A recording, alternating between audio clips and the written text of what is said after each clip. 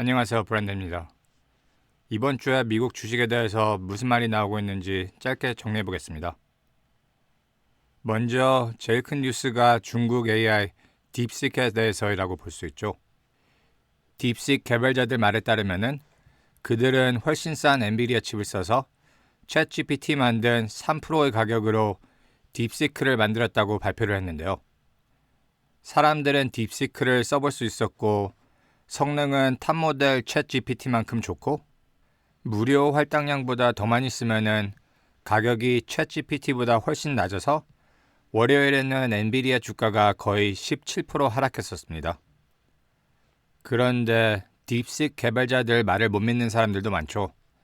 많은 사람들은 중국에 대한 무역 제한 때문에 딥시크는 제일 좋은 엔비디아 칩을 사용하고 있는데 그렇게 말을 못하니까 싼 칩을 쓰고 있는 걸로 말했다고 생각하고 있는데요. 딥시크 개발자들 말을 못 믿고 엔비디아에 대한 걱정이 과장된 것이라고 생각해서 개미 투자자들은 하락한 엔비디아 주식을 5,621억 8천만 달러어치 매수했습니다. 역사상 하루에 엔비디아 주식을 제일 많이 매수한 것이라고 합니다. 그런데 엔비디아에 대한 걱정이 얼만큼 과장된 것일까요? 딥시크가 제일 싼 칩이 아니고 제일 비싼 칩을 쓰고 있다는 게 엔비디아에게 좋은 소식일까요? 엔비디아의 재무제표에 따르면 10월에 끝난 분기에 싱가포르는 엔비디아의 두 번째로 높은 매출을 창출한 지역이었습니다.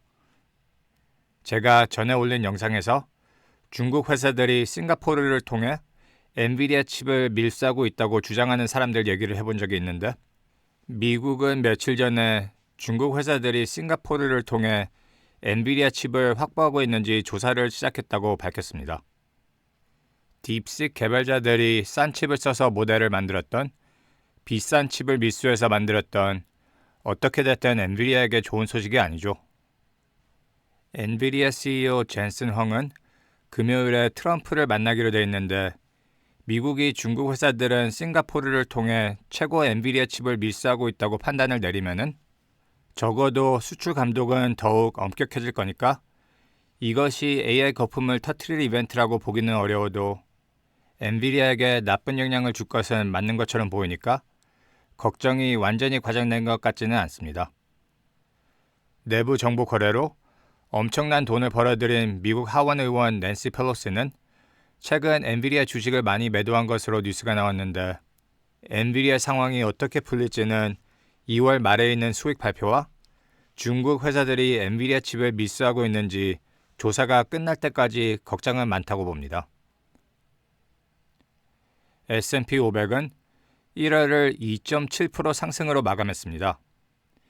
1월이 가는데도 올해로 간다라는 말이 있죠. 마켓이 1월을 상승으로 마감했으니까 남은 기간에 대한 예측이 많이 나오고 있는데요.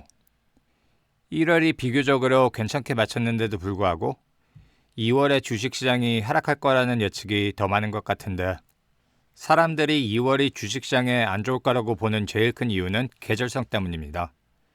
2월 계정성을 보면은 평균 수익률이 0.1%로 해 네 번째로 나쁜 달이니까 원래 주식시장에 2월이 그렇게 좋은 달이 아닌데 올해는 대선 때문에 평균보다 훨씬 나쁜 2월이 될 수 있습니다. 1950년부터 대선 이후 2월 수익률을 보면은 S&P 500은 평균 마이너스 1.3%를 기록했고 내스닥은 평균 마이너스 3%를 기록했습니다.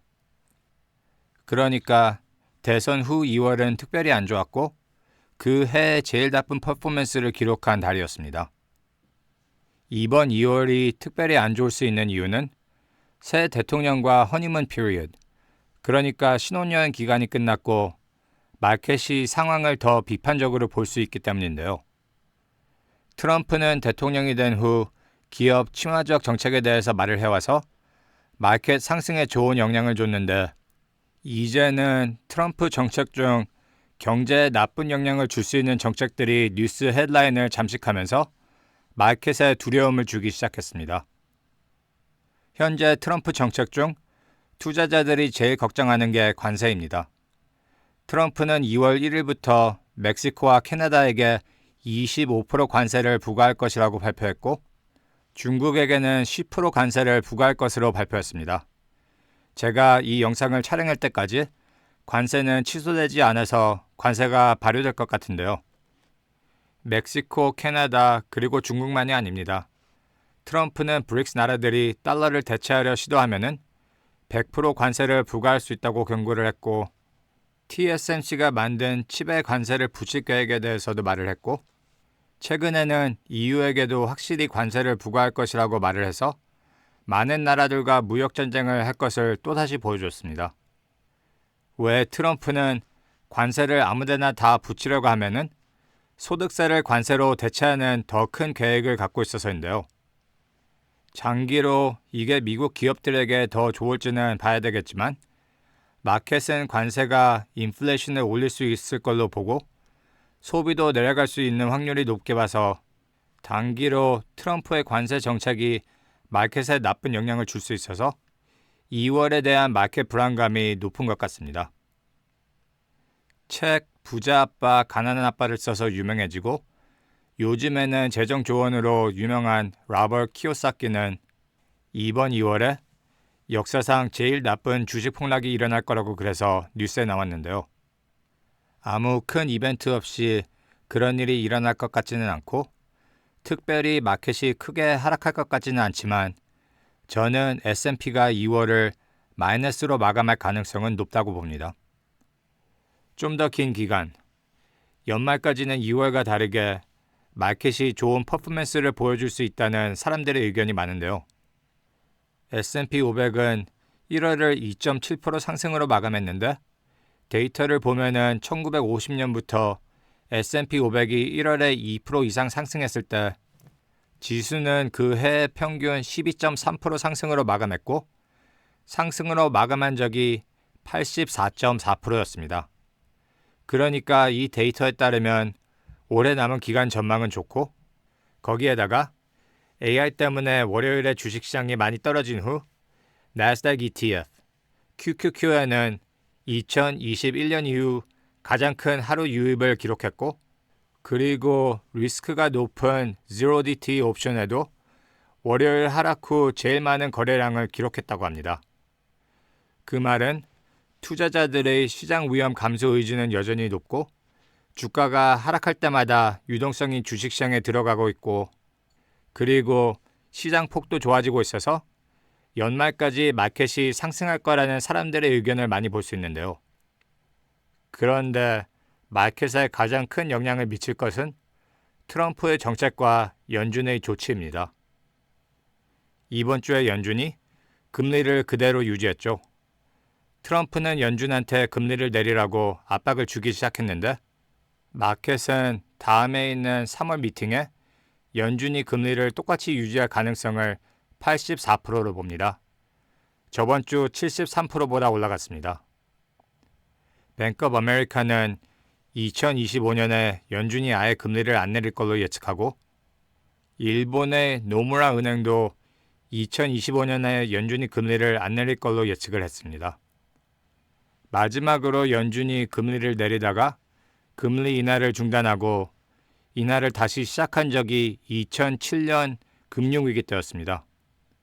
그리고 그 전에 금리를 내리다가 인하를 중단하고 다시 시작한 적이 2001년에 닷컴 거품이 터질 때였습니다. 현재 미국에는 신용카드 채무 불이행이 늘어나고 있고 이자가 높아서 2024년에는 단독 주택 판매가 1995년 이후로 제일 낮았습니다. 무슨 이벤트가 안 생기고 2025년을 마감할 수 있으면은 많은 사람 생각대로 올해도 마켓에 또 다른 좋은 해가 될 것이라고 생각하는데 그런데 연준이 금리 인하를 중단하고 트럼프는 인플레이션을 높일 수 있는 정책을 추진하는 것을 보면 제가 2025년 예측 영상에서 말했던 것처럼 올해 은행에 무슨 위기가 생길 수 있다고 생각합니다.